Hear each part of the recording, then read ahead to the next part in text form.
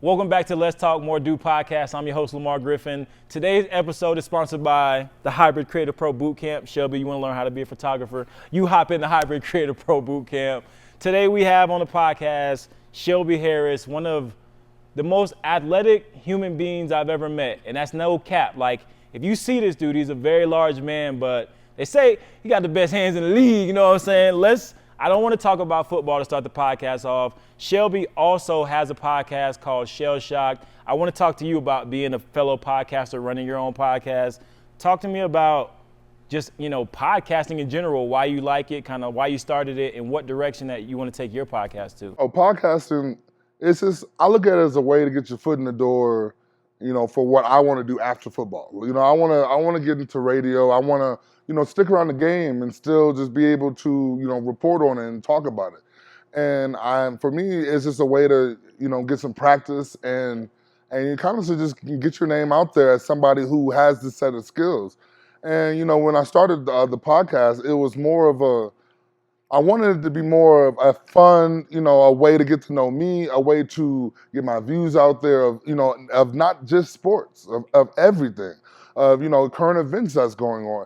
At the end of the day, we do have a platform, we got to use it. How could I look at my kids at the end of the day and not say I did something and try to make their world better?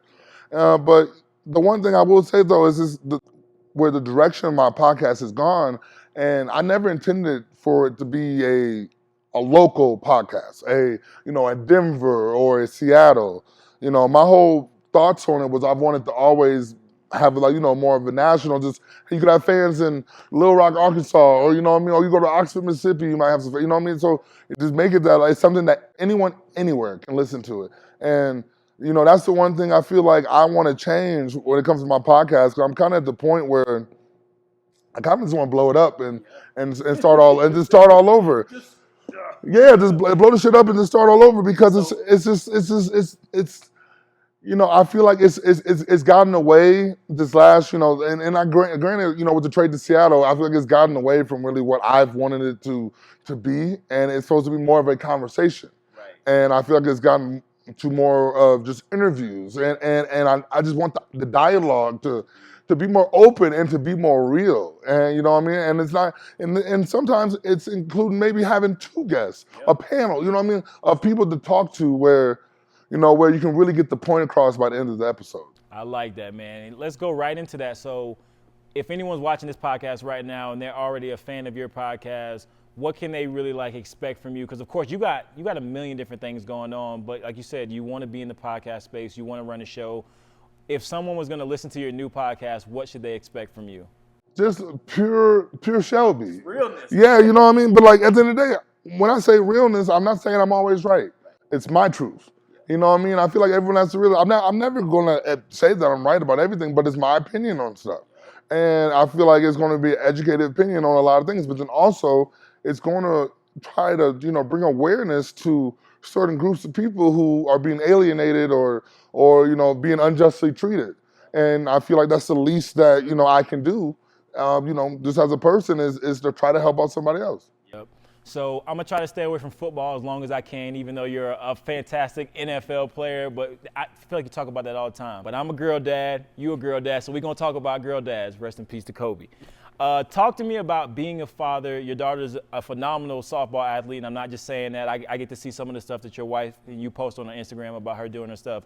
Talk to me about being a girl dad, softball dad, and just your role as a father in general, because you're a husband, you're a professional athlete, but I feel like you dad first. That's just how I feel. Well, that's how it has to be. If you're not doing it for the kids, who you doing it for? And I'm lucky, having 4 kids, we have 2 girls, 2 boys. And so the oldest is a girl, so with her being in softball and honestly a whole summer since being traveling every weekend, going somewhere. It was funny, my wife just told me today that Father's Day weekend we got to go to Portland for a softball tournament. Man, but it's just it's the biggest joy you can get out of life, though, because at the end of the day, it's scary having daughters because this world is not fair to women. I don't care how you spin it, the world is not fair to women, and it's just. This is also why I'm so vocal about stuff, because it's not right that women can't walk their dog in the middle of the night, go for a jog in the middle of the night, and I don't even have to think about stuff like that. You know what I mean? So it's just like, so that's the stuff that bothers me, and you know, you got to keep fighting for it because you know, my oldest, and then I have a 4-year-old, and then it's just like if I can't at least try to make something better and bring some type of attention to the fact that we have a man problem in this world. We need to teach these boys out here how to be men, and it's a big problem, and I think it just needs to be addressed. I'm a big advocate of the WNBA way before it became cool. My daughter Malia, she's done swimming, soccer, she's in dance right now, and like they don't have the same platform, but it's like your wife, my wife. I think my wife that's my rock, that's my best friend. So it's like, how do we get to a place where women get more? It's, you know, football, there's coaches. You know, I was with Tampa, been with Denver, Coach E down in Tampa. I got to see Coach Lowe. There's super phenomenal women doing everything that you think that we could do, if not even better. So where do you think we need to go? Like, how do we give them a platform? Like, one, us talking about it, that's something that we're going to do. I'm going to do on my show. I always have female guests, top level females. How do we make change, man? We just have to keep putting them in places to succeed. You know what I mean? We got to let them in the door. And then at the end of the day, they got to do the rest. And even then, though, sometimes, as we see, you know, with a lot of black coaches, it's still not enough. So, you know, until these people get into positions of power, you know, i.e., you know, we do have more women owners, we do have more, you know, minority owners, you know, that can dispel the narrative of that's going on with, you know, women in sports and also with, you know, black men in coaching. You know, nothing's going to change. We need more allies. You know, as an everyone, it's easy to say you're an ally, but when it comes down to it, are you actually going to do what's necessary to make a change? Are you going to ride? Talk to me about your wife. So Gabe, for you guys on the podcast, if you're listening to this, if you're watching, me and Shelby are here recording. Gabe's doing behind the scenes. Me and Gabe got to be with you on one of the most special moments of your life. And I take that super seriously because me and you doing sports is different than what me and Gabe got to do with you. You essentially re-proposed to your wife. Your wife is like you. She's super cool. She's super laid back. Talk to me about her, about y'all friendship, about you guys' love.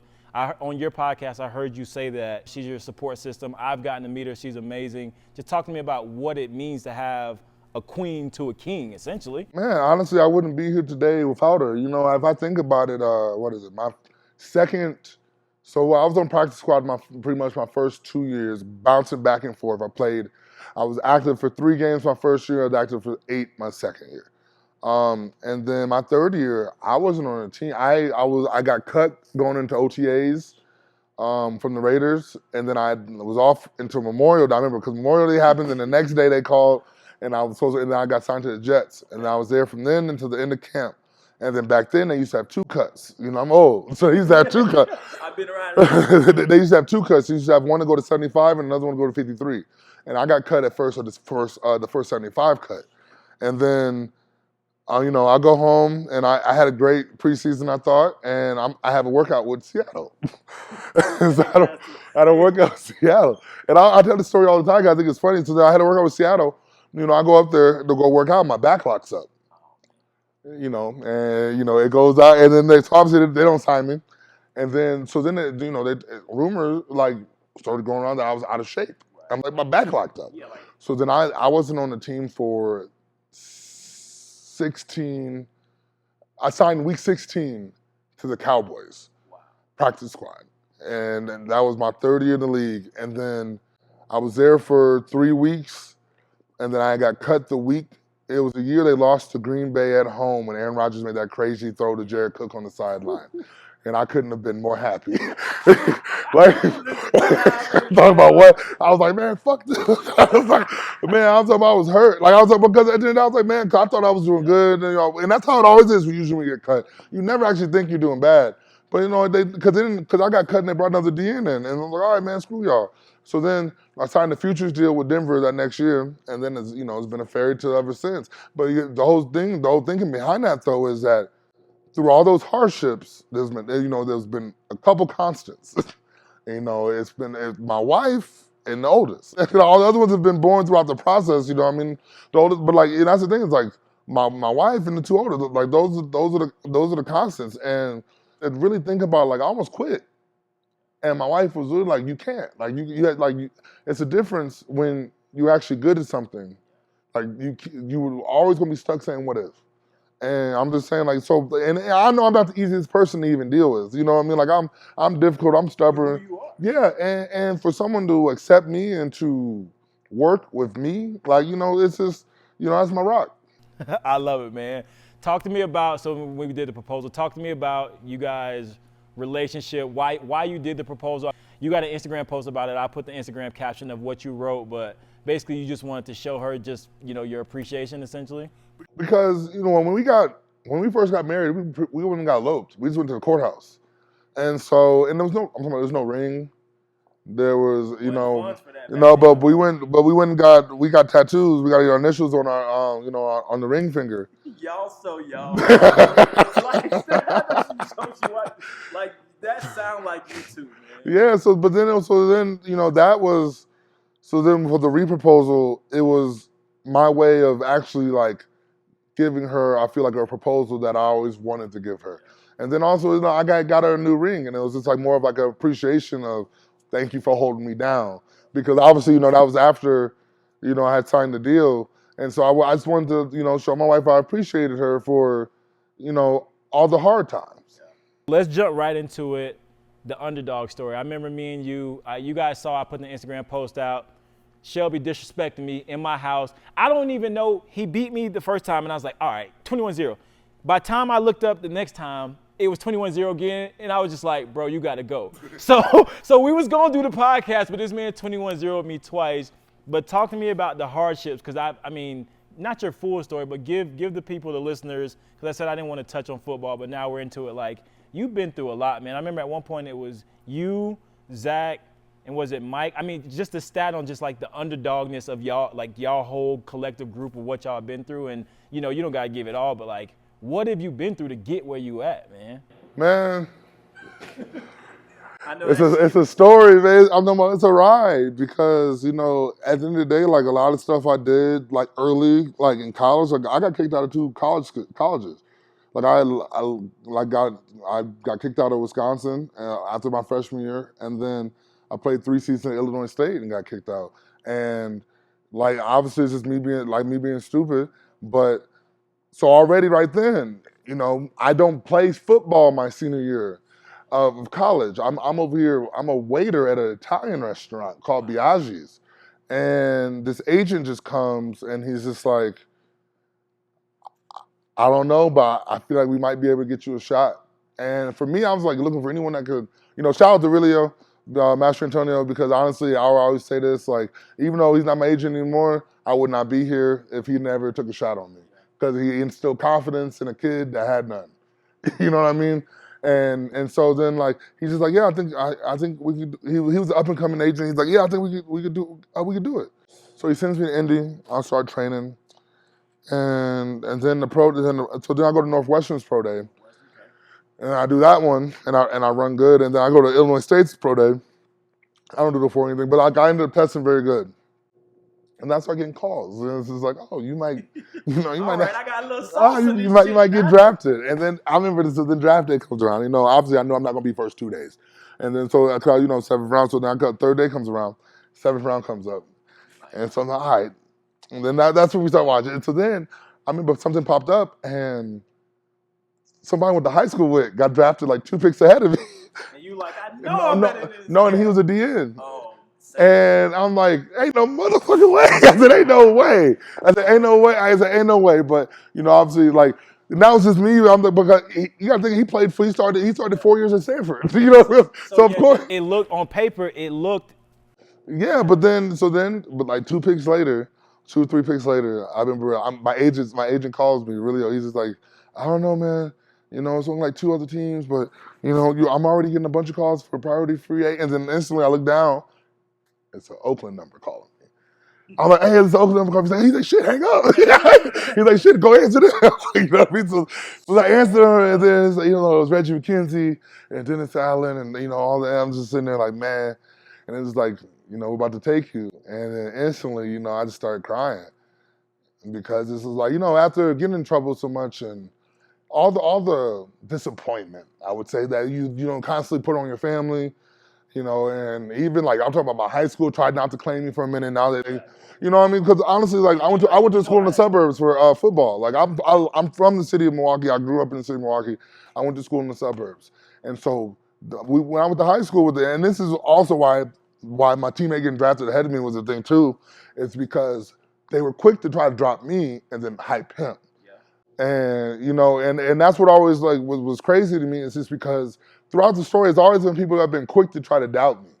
And so and the minute I finally got on my own way, that was this, yeah, you know what I mean. So then, I remember just when I got drafted, it felt like, obviously I didn't realize how the league worked, but I felt like I was vindicated. Like, yeah, like we back, baby. You was who you said you were. Yeah, and so then, I went to that first rookie mini camp, and I had not played football in a year, and your boy was dying, dying. But then, so then the first 2 years in the league, whatever happened, getting cut four times, up and back and forth from practice squad, practice squad active, and then going to the Jets getting cut there, then going to Cowboys getting cut there. And then the crazy part is when I got to Denver, there was really no way I was supposed to make the team because it was stacked with veterans when I got there. But the way it is, I always tell all the young guys this: when you get your chance, you better take advantage of that shit. Because Derek Wolf went down. He had a high ankle sprain. Jared Crick like messed up his back. Billy Winter tore his ACL in the Chicago game, and then Zach sprained his MCL or something during the Green Bay game. And I'm talking, it was in the first quarter. I ended up having 3 sacks that game in the preseason.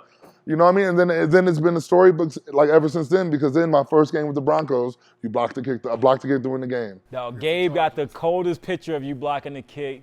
Bro, your athleticism, man, because, I mean, you judge people when you see them, sometimes preconceived, sometimes not, but if you look at you, like, your vert's insane, your hands are good, it's like the way you move, how agile you are, man, like, the interception versus the Steelers, I mean, you make plays that, I don't even know if this is right. I don't know if I'm supposed to say it like this, that you don't supposed to make. So, I mean, I'm wrong because you can't say who's supposed to make what plays. Honestly, though, you got to think about it, though. Like, it's just, and I always say this, so you just got to make plays in this league, and that's how you stick around.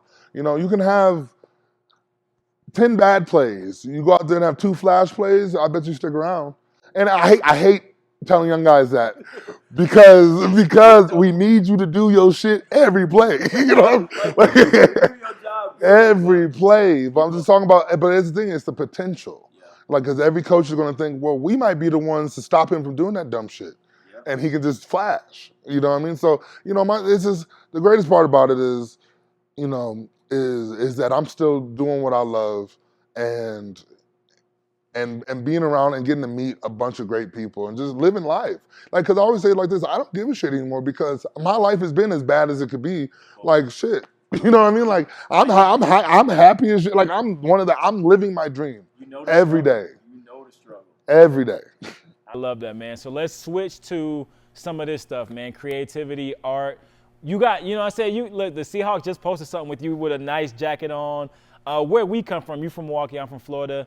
I wasn't exposed to art. I wasn't exposed to fashion. I wasn't exposed to, like, using cameras and expressing yourself. But now I think we do some more of the things. Talk to me about your fashion, about, like, art, what you think about creativity, because this podcast is Let's Talk More Do. A lot of photographers, videographers, entrepreneurs, and athletes. Talk to me about some of the creativity side you have to yourself when it comes to fashion and art. Actually, when it comes to fashion, I think this is something that's kind of new, obviously, to me, because, just being able, I just started to realize it's a way to express yourself, and to make a statement the minute you walk in the room.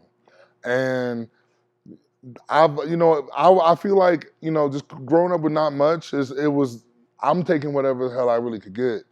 And so now, my wife, like, because I feel like I'm still coming into my own and I'm still trying to figure out what I like and what, and also being a bigger guy, you got to think like, shit, 10, 15 years ago, or like you couldn't get the brands. You couldn't, like, you had to pretty much dress down because it wasn't much for you.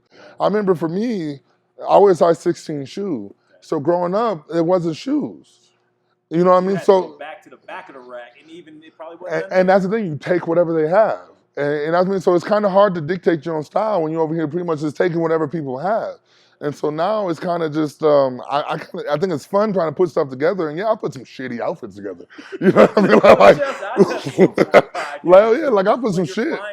Yeah, like I'm finding it. And also like, my wife used to be a stylist before, so like, we work together like on putting stuff together. And that's what I'm saying, like, it's my team. You feel me? Exactly. See, your wife behind the fits. I was like, you've been getting swagger and Oh, don't do that. You've been getting cleaner and cleaner, but bro, that's so cool to see that. Talk to me about creativity, how you express yourself. Are there any passions or interests that you don't get to talk about where, me, I'm a cameraman, I do photo, I do video, editing. Is there any things that you do or that you want to learn how to do when it comes to that creative space? So, how we talk about podcasts and what podcasts is like, an episode. What also branches off that, which I love to do, I would love to start really streaming. Because I play video games. I'm a big gamer. I'm a huge gamer, and I stream for Madden leagues. I'm in a couple of Madden leagues, and they require you to stream the game because just to make sure people aren't breaking the rules. Right. But like I've never had the actual camera, like be there because I'll be going crazy. I said don't let me go crazy on no Call of Duty. I told you. I'm talking about what? Oh yeah, I'm talking about I'll be hopping out my seat. I'm talking about I'm talking about and Madden, don't let. Bro, you nice in Madden, bro. So I'm gonna play PS2 here soon. PS2, I'm coming for you. You're not gonna do me how Shelby did me, but I've been practicing since you beat me, bro. You're so good. And it's like even that like you play NFL and then to play Madden, I never ever want to get it twisted because y'all know I'm not the media. It's a difference between the fucking video game and real football. I played college football. I didn't get to that level, but I got to play NCAA football. I scored a touchdown. So I know what it's like to play high level. Madden's not that. See, and that's what bothers me about Madden too, though, because in some of these leagues I play, these dudes play Madden, they play Madden, but like that's the thing is like, and you can ask that you guys anyone like I play Madden like low-key like a real football game, like 1st and 10. More likely, I'm going to run the ball, give you some play actions or something off of it. Yeah, I know because you can't stop it. It doesn't matter. But like I'm talking about, like it's just certain routes and stuff that like it'd be like, dog, like there's no way he should be 10 yards of separation. No, like and that's what kills me. And it'd be like, in cover 3, the weakness is the off the tight end, and so carry it. Carry it off the slot, carry it. And so here's my thing: if I'm carrying, there's no way that like if you have 2 people that have similar speeds, it's just, and then all the broken tackles and all it's just like Derrick Henry's ridiculous in Madden. Boy's unstoppable in that thing. I'm talking about, bro. Like I saw that I played him. He broke like 5 tackles in the backfield and went for 30. I'm like, bro, come on, man. Like, bro, you nice, but you know what I'm saying, like. It's a video game, man. Like that's why, but when it comes to Madden, though, I do it. I've been playing it for so long. I play 2K, play Madden, I play the show, Call of Duty. I'm on that new Harry Potter now, and that joint is stupid. I gotta try it. See, I haven't even played it. I was on the fence about it. See, now I gotta play it. What do you mean you haven't played it yet? I'm talking about. I grew up a huge Harry Potter fan. I read all the books. I went to all the premieres. Like I grew up a huge Harry Potter fan. Well, because honestly, though, if you actually think about it, and I thought about this the other day while I was playing it, it was just a way to get out of your reality. Exactly. And that's why I like reading, too. Like, it's a way to get out of your reality, get out of your situation for a little bit while you're over here flipping through these pages. Yeah. You know what I mean? And so that's why I think I love the game so much, because it's actually like you get to go explore, the place where I've always, it's always been in my mind for so long. That's so dope. So y'all heard it on the podcast. I don't know when, but the show notes to this show note, when Shelby gets a Twitch or when he gets a Scream channel, that's something that he got coming in the future. I can see you really being good at that. So that's all I got. I know you got girl dad stuff. You got something for your daughter. Your daughter's an elite athlete. I guess that'd be the last question because I got a daughter, so I'm taking advice from you. I want my daughter to be good in the sport, but I also don't want to push her. You know what it takes to get to the highest level. I know what it takes to get to the highest level, just being around dudes like you. How is that? How do you tread that balance between dad and coach? Because your daughter respects you as an athlete, but you're also dad. So. Well, I'm the only athlete around, so pretty much it's like. don't do stuff like that. So it's pretty much like. So my whole thing is, so she pretty much like what I kind of say is kind of like it's just my it's what my view of it is. And so right now, I said the biggest thing that she's going through right now is because she's had a couple of concussions. And so now it's more of the anxiety of getting back and playing. And for her being a pitcher, it's pitching to people. And I don't know, because, obviously softball anxiety is different. And so it's really it's different when you're pitching with no one there and you're pitching to people. Yeah. And so now it's just, and my advice is you got to think you're the baddest motherfucker in that bitch when you walk in. Because at the end of the day, because I'm telling you, and I always say this, you have to tell yourself this shit. And if it's self-affirmations, if it's anything, you got to tell yourself you're the best, because if you don't think you're the best, you're going to see it in your performance. We at Uncle Black's gym. Uncle Black says that all the time. You got to believe in yourself, and that's the crazy story about like the Shelby or anyone that gets big. People start believing in you once you get to the finish line. It's like they believe in you once you become what you already knew you were. And it's like, no, I got to believe in me. And I'm from Florida. I do photo, I do video. Sometimes that might come off as like, not even cocky, but it's like, I got to believe in myself, man. Because if I don't believe in me, who else going to believe in me? Man, you know how much it took to get here? You know how much strain, how much work, blood, sweat, tears? Man, and if you didn't build up a belief through yourself throughout that, you wouldn't have made it. So, and that's the thing is luckily my daughter comes from a better situation than me. So it won't have to be, I'm trying to grind out of my situation. And so I think that's where it's a true matter of, is this really is this really what you want to do? Is this really not what you want to do? Because you don't have to. And so that's why I always look at it more respectfully, because it's like, you don't have to do this and you want to. So, hey, however I can help, I will. I love it, man. All right, so that's the end of the podcast. Give the people, if you had one piece of advice for photographers, videographers, creatives, athletes, any athletes watching the podcast, just what would that one piece of advice to them be? When you get your shot, don't let it pass you by, because you may only get one. All right, so let the people know where they can find you, Shel. On my Instagram, Shelby Harris 96. On my Twitter, Shelby Harris 93. Check out your boy. Perfect. And then for the gamers, man, do you make your tag public if anybody want to game with you? How would they? On Call of Duty, hit me, Still Smooth 93. Boom. Hey, actually, let me tell you a story about why it's Still Smooth. Because in college, I had an Xbox, and my gamer tag was Too Smooth 93. Because that was my number in college. Somebody stole my Xbox, so I had to let them know I'm still smooth. You ain't getting nothing. You ain't getting nothing. It get crazy, man. I went to JUCO, so I know college get crazy. Bro, I appreciate your time. I appreciate everything you've done for me, Gabe, who's doing behind the scenes. And whatever you got going down in Seattle, I'm going to support you, whether you're in Seattle, whether you go to another team. And when you're done playing football, I think you're going to cook up even better stuff than that you're doing now. Because football that's what you do. That's your job. But you so much more than that, man. So appreciate you coming on the podcast, bro. Appreciate you having me, man. Thank you. Yes, sir. All right.